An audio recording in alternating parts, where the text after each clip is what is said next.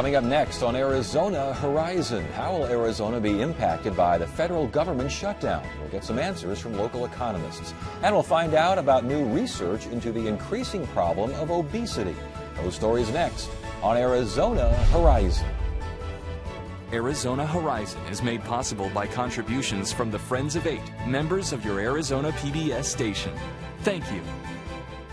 Good evening and welcome to Arizona Horizon. I'm Ted Simons. A federal judge today ordered the Maricopa County Sheriff's Office to work with a court-appointed monitor and with the plaintiffs of a racial profiling lawsuit. This as a way to end what the court found as the MCSO's pattern of discrimination through the department's immigration enforcement procedures. Sheriff Joe Arpaio's attorneys had refused to agree to court-appointed monitors and community input, but the court ruled that the oversight must happen and that the Sheriff's Office must, among other things, notify the monitor and the ACLU within 24 hours of a planned operation targeting illegal immigrants.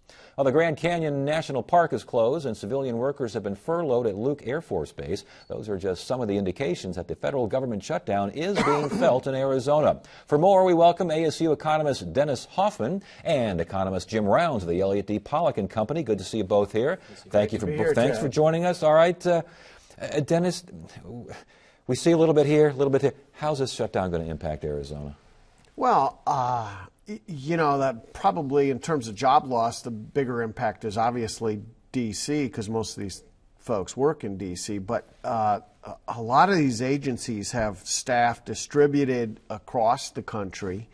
So you're dealing with significant numbers of agency reductions, and they're going to affect all of the states. And the thing that's harder to kind of get after is what type of private sector job loss will there be? So around the Grand Canyon, think about the hotels, the restaurants, the transportation services, almost all of which are private sector related. What's going to happen to employment in those kind of places? So this is a big deal. I understand some folks thinking that it's just a D.C. issue and it's just Congress having a little tiff. But 800,000 jobs, the equivalent of 800,000 jobs. Takes this economy about 5 months to generate 800,000 jobs, and we got rid of them in one day. Is this a big deal? Yeah, I think it depends on how long it lasts. So if we're dealing with a week, I'm not worried about it at all. I wouldn't even change a forecast because we're dealing with 40 out of 2,080 hours in a year for the average person. If it's something that lasts 2, 3, or 4 weeks, the last time we went through this, it lasted 21 days, then it becomes a bigger deal. And it also becomes a bigger deal because we get into the next policy issue, which is the debt ceiling. So things potentially could really spiral out of control. But if they solve it this week, I'm not going to be nearly as concerned. Well, the last government shutdown was 1995. We have 20 some odd days there. What kind of damage was done to the economy after that? Stronger economy. We've been in recovery mode for quite a while, but it doesn't. It's kind of like it's not the age of the car, it's the miles. We haven't gotten that far in terms of the economic recovery, so the economy is still pretty weak. But the size of the economy is quite large. So the worst estimate that I saw is if this lasts 3 or 4 weeks, it's a $55 billion hit, and it was going to lop about half of the GDP growth in the fourth quarter. I think that study might be overstated some, but it gets back to that duration issue. If it lasts long, if we can solve it this week, it's not a big deal. It gets beyond that, we could have some problems. So mid-90s, consumer confidence was north of 100. And so we're like 30 points below that right now. As Jim said very accurately, we're in recovery mode. And I think it would be legitimate to worry that with an economy that is actually positioned, if you just look at consumption, which has been the real challenge over the last 5 to 6 years, auto sales, consumer durables, everything seems to be progressing quite nicely. Employment growth is not. It's disappointing. But the consumer is warming, and is warming month after month, and the consumption data look pretty good. Housing has warmed.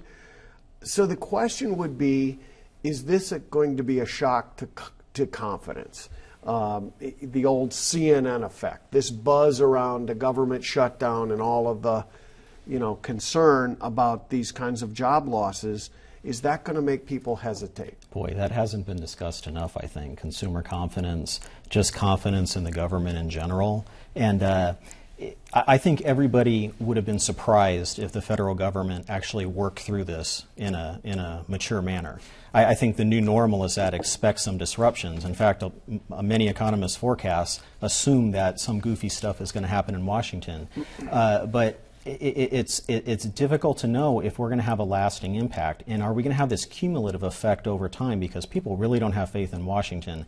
The people that have been furloughed, they're on a week off of work right now. If it becomes 3 or 4 weeks, it's almost like a layoff. So they're going to change their habits. The psyche of the American consumer is going to change a bit, and we might regress some, and that would be really disappointing. If the economy is more fragile, let's say, than it was in 1995, and if this goes the same amount of days as 1995, will whatever damage is done, will that recovery take longer than it did in 1995?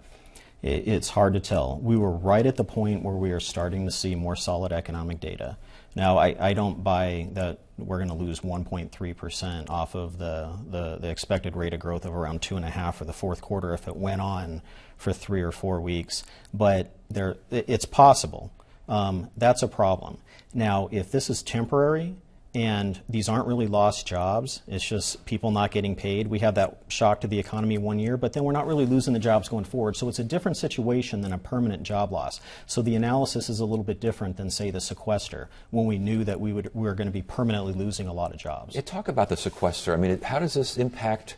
I mean, we've already got the sequester. It's still happening. Oh yes, out there. I mean that's the irony, I think, Ted. A clean continuing resolution passed out of Congress right now, as I understand it, the ones that have been on the table would contain a continuation of sequester. So if I'm a proponent, which I'm using a hypothetical, if I were advancing streamlining government, there's some victory to celebrate here, but evidently it's not enough victory, and so therefore we have logjam. So we've got this elephant in the room, this government shutdown. Yet over in the corner, Godzilla. We have a few elephants. Yeah, we got Godzilla in the corner here with this debt ceiling. Talk about what happens if this debate moves into the debt ceiling debate, and that sounds like real trouble.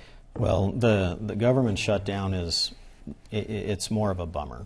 If we can get this resolved within a couple of weeks, hopefully this week, it's disappointing for a lot of people, a lot of specific individuals. It's extremely disappointing, but for the economy as a whole, it's not as big of a deal.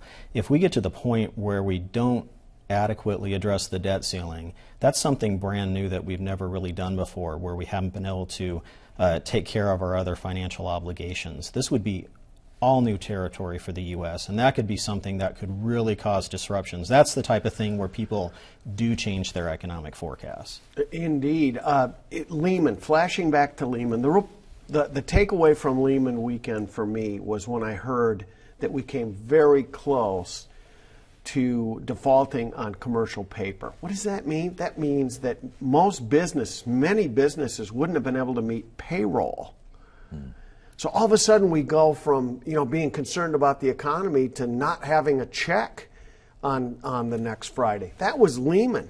If we flirt with this and actually go down this road, and I still have my doubts, just simply because people at some point have to wake up and recognize the severity of this. But if we would choose to go down this road, really play hardball into a debt ceiling debate, it's going to be worse than Lehman. So then we got to go back and revisit is the fall of 2013 going to be anywhere close to the fall of 2008? Goodness, I hope not. And we know how long it's taken to recover from the fall of 2008. How close do you tippy-toe to this particular issue and not do damage? Because it would seem like the psychological damage of even saying it's a possibility is out there. Yeah. So with the shutdown longer term, it's really just for show right now. The fact that they would fence off some of these national monuments where it's just a field and a stone statue or something like that, it's all show. I actually couldn't get onto some government websites today trying to update some economic data. That's ridiculous. That's just ridiculous. That's all for show. But yeah, exactly. But with the Jim, debt I think ceiling, it's more than show. If there's nobody there, you got security attacks you got to worry about.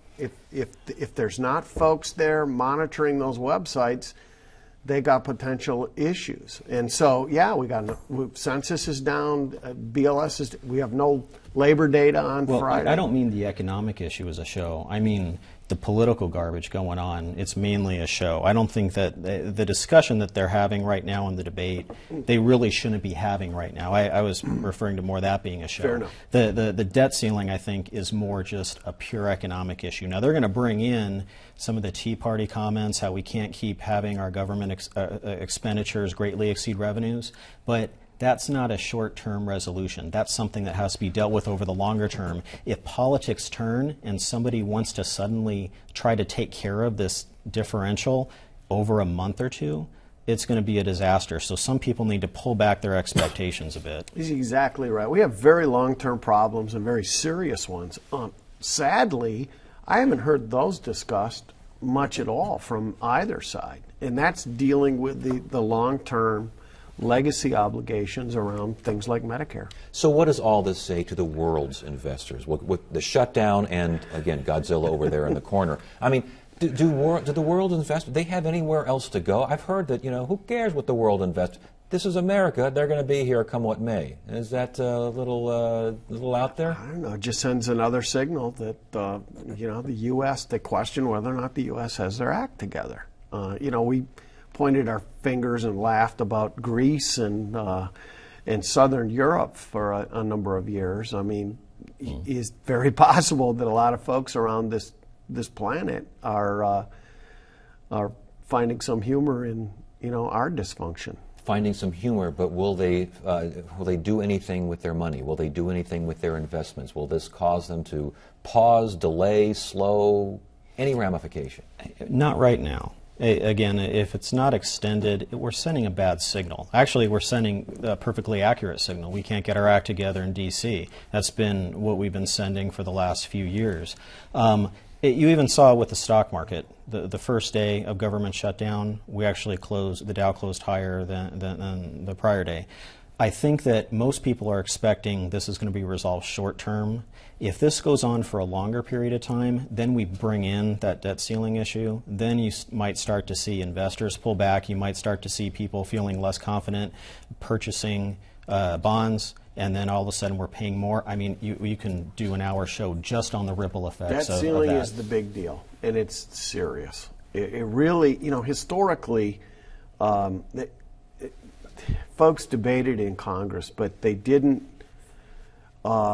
hold hostage programs around this debt ceiling issue, at least not anywhere near like they have in this Congress. Well, we should mention that tomorrow night we will discuss the political ramifications of what's going on, the fallout therein. Wanted to hear about the economic aspects. Good to have you both on. Thanks so much for joining us. Thank you, Ted. Appreciate it.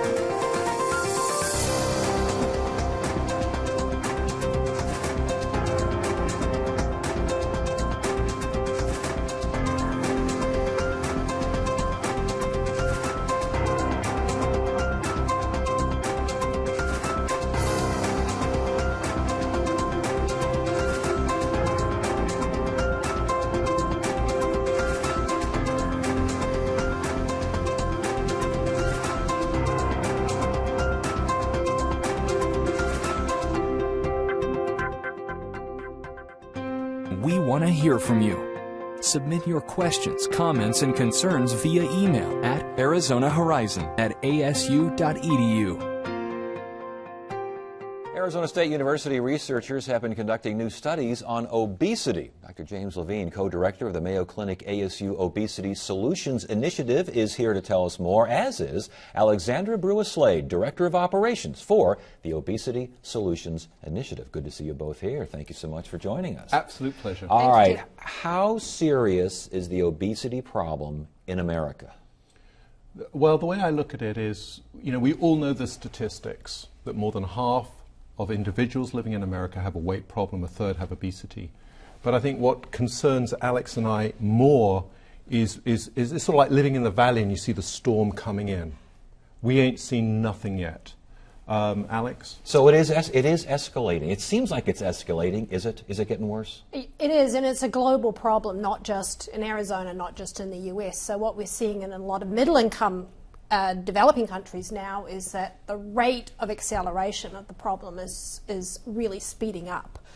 And as we get this new generation of kids with obesity, that's a completely new phenomenon, and we don't even really know how that's going to play out when they hit adulthood. I want to get to your observations in other countries and other societies and cultures in a second here, but back to us here and this storm coming in. Why didn't we see this storm? What's going on? I mean, something is going on out there. Well, it's sort of like anything in your family. You know, it's like you're spending your credit cards, and you know you're overspending, but there are so many things you've got to have in the house. You've got to pay your bills.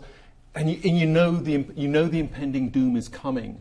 And in the scientific and policy community, we have known that the childhood obesity epidemic is coming. We've seen it in the schools. We've seen it in our own kids.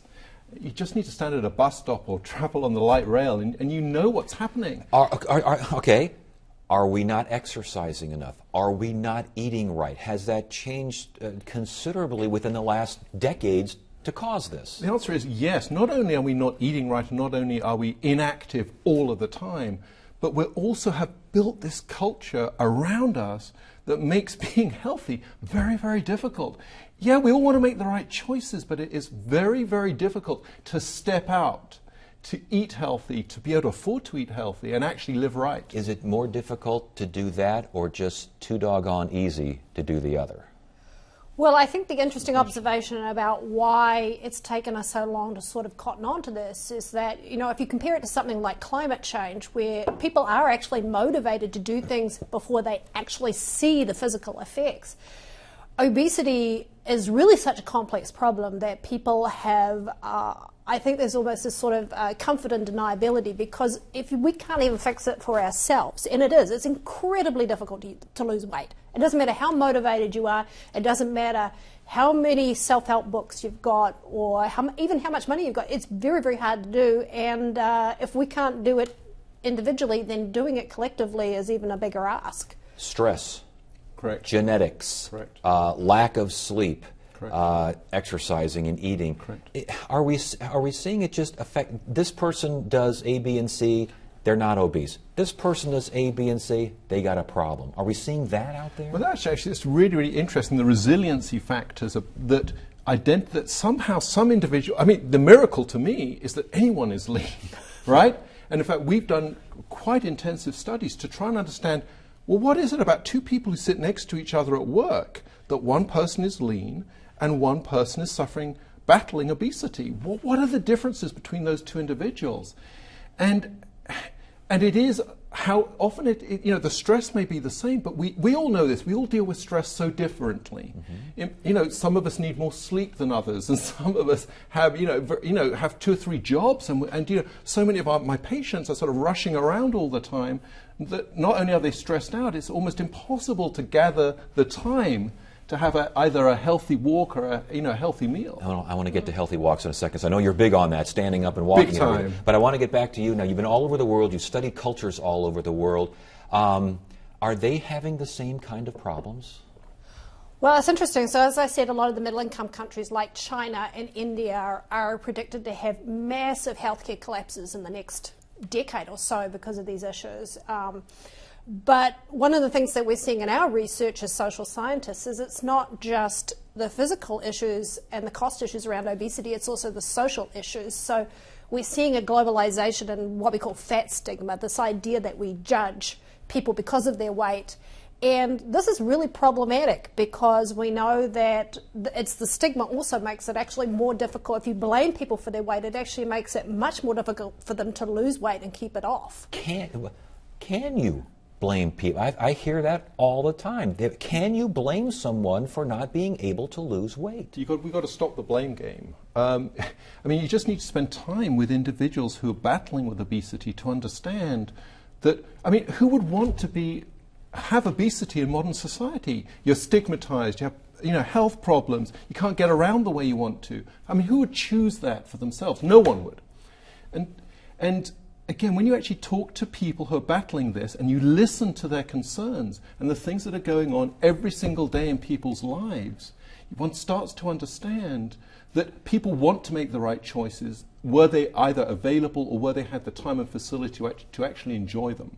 Are you seeing that around the world? It would seem to me that in some cultures, maybe not too long ago, obesity may not have been considered such a bad thing. Yeah, that is the case. And when we went out about 3 years ago, we did a survey across a whole range of societies where that was the case historically. We found that that's not the case anymore. So that's very concerning. But one of the things we have found is that, and some of the rates in the other countries are even higher than the US, but it does seem to be more like a politically correct factor. It's not that Americans aren't thinking as bad of things about overweight people, it's just that they're not so quick to say them because they know that you're not meant to. So there is this really interesting global problem. But I think one of the things about, Jim very much tackles these issues from the perspective of someone that works with patients. But as a social scientist, I always come back to the observation that in the US now, poverty is a major predictor of obesity. And if that's the case, then you really have to look at the structural factors as well.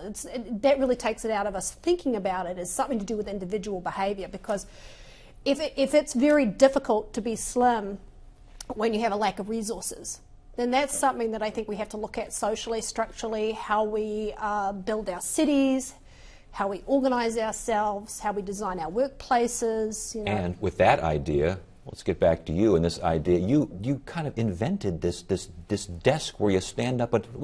You're a big stand-up guy and walking guy. You don't like sitting down much. I'm feeling like constrained sitting here. Well, talk to us about this. But one of the differentiators between individuals who are lean and those who are battling obesity is that those individuals who are lean are up and moving around 2.25 hours a day more than people with obesity.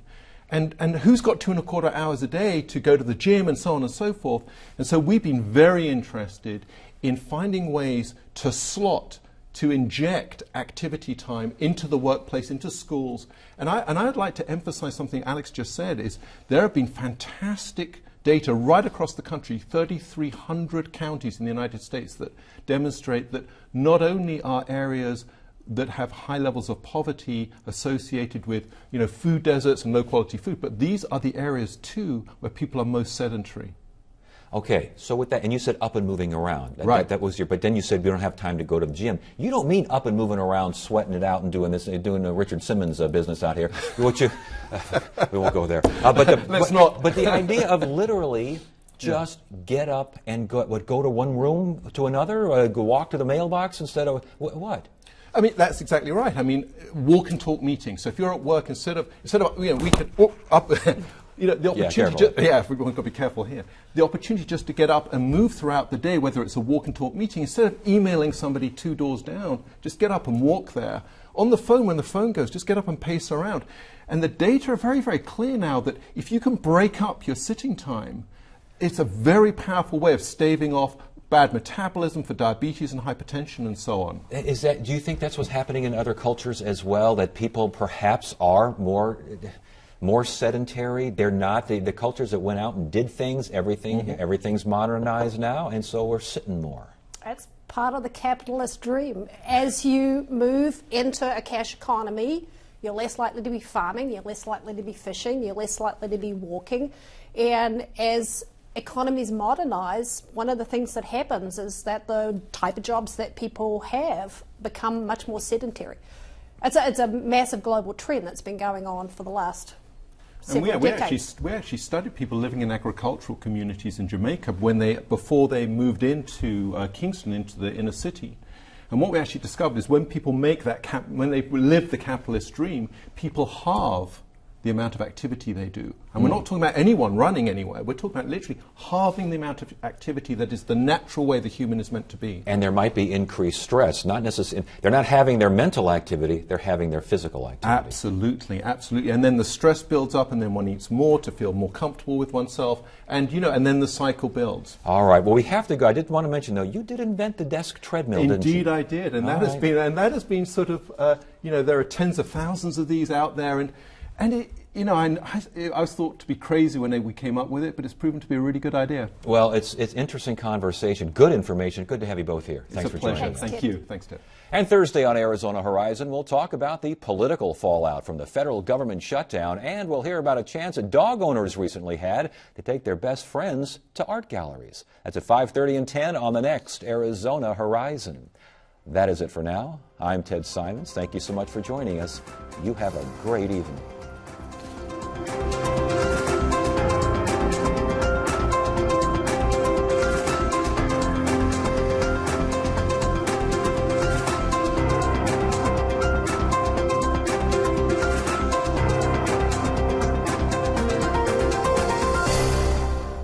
Arizona Horizon is made possible by contributions from the Friends of Eight, members of your Arizona PBS station.